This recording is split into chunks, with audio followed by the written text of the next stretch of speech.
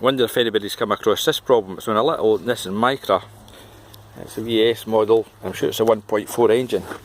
Now the problem is the customer's having is when they come out to it sometimes, the ignition light's coming on. As you can see, the security thing's going off, the alarm, you can see that wee symbol there, it flashes, so that's gone off. But when they go to start it, it's completely dead.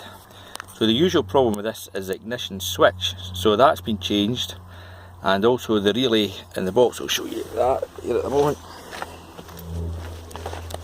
So you've got to take the headlight out to get to this one. So it was, I think it was this relay it was changed. That's the starter relay.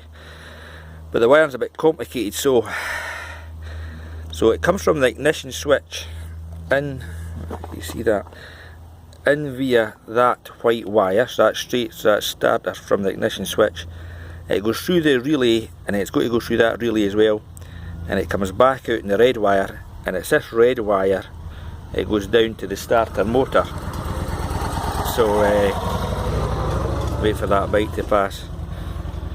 So as far as I can read on the web, this box seems to be the problem sometimes, but the only thing, this box is it's computer controlled, so I don't know if we can just replace this box, get another one, or it's to be coded in.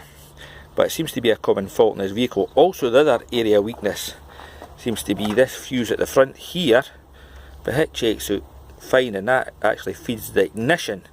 It's a 40 amp, but the ignition wouldn't be working if that fuse wasn't well, so that's checking out fine as well. So I was just wondering if anybody had came across this problem on a Nissan Micra. I'm sure that's a wee 1.4 engine. It says there AX6, and I think that's about all I've got to say, but certainly somewhere in the wiring or within this box, no ground in the relay, because as I say, the two relays work in conjunction. So cheers.